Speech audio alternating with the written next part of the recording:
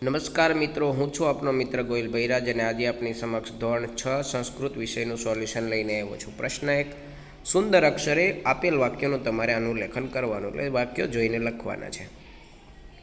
ત્યારબાદ આપણને અહીંયા પ્રશ્ન 2, નીચે આપેલા ચિત્રોના નામ સંસ્કૃતમાં લખો. તો અહીંયા આપણને પેટી આપી છે, તો એનું મંડુકા નહીં થાય, એનું પેટી જ થશે. બરાબર. ત્યારબાદ લવિત્રમ એટલે કે દાંતરડું, કરદીપહ એટલે કે ટોર્ચ, શિવનયંત્રમ એટલે કે શિવણયંત્ર અને ગર્દભ એટલે કે ગધેડું.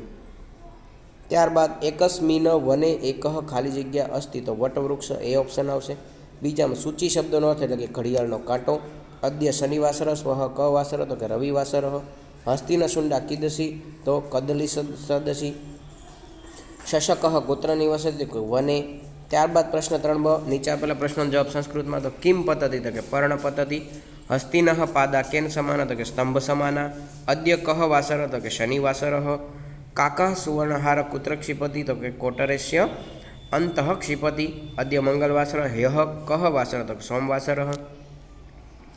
ત્યારબાદ નીચે આપેલા પ્રશ્નોના જવાબ આપણે સંસ્કૃતમાં લખવાનો તો શશકઃ શૃંગાલમ કિમ વદતિ, તો સસલું શિયાળને શું કહે છે તમારે લખવાનું છે. ત્યારબાદ મીના જલમ પીબતી, તો વાક્યમાંથી ક્રિયાપદ શોધીને લખો.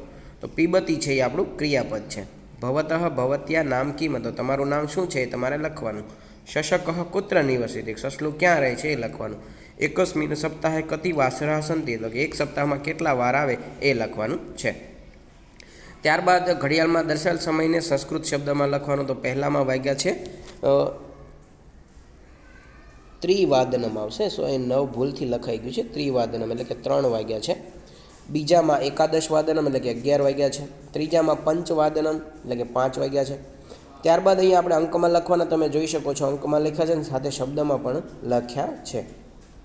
આગળ યોગ્ય જોડકા જોડવાના છે. તો પહેલાંની સામે આવશે 5મું એટલે કે 5 ફૂલ છે. બીજામાં 3 એટલે કે ચોથો ઓપ્શન આવશે. ત્રીજાની સામે આવશે બીજા નંબરનું એટલે કે 7 અને ચોથામાં આવશે 5 એટલે કે એ આપણને ત્રીજામાં જોવા મળે છે. જ્યારે છેલ્લો 1 છે એ 1માં આવશે, 5ની સામે 1. તો આ રીતે મિત્રો જોડકા જોડવાના છે.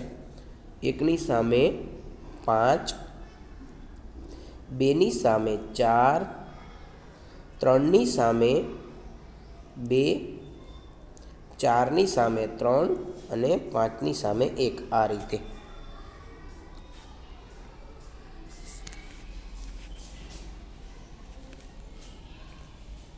ત્યારબાદ મિત્રો સંસ્કૃત શબ્દમાં લખવાના અંકને તો એકાદશ, બીજામાં ચત્વારી એટલે કે 4, ત્રીજામાં 9 તો 9, ચોથામાં 8 તો અષ્ટ અને 10માં 12 તો દ્વાદશ.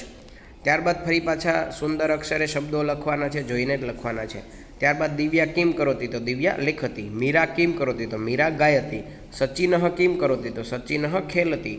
મયુરઃ કિમ કરોતી, તો મયુરઃ શૃણોતી. નિશા કિમ કરોતી, તો કે નિશા વદતી. પ્રશ્નનો ઉદાહરણ મુજબ તમારે ખાલી જગ્યા પૂરવાની છે. તો જલમનું જલે થયું છે, તો કોટરમનું કોટરે. વનમનું વને. નીડહનું નીડે. ગૃહમનું ગૃહે. વૃક્ષહનું વૃક્ષે. ત્યારબાદ શ્લોક કાવ્ય પૂર્તિ કરવાની છે.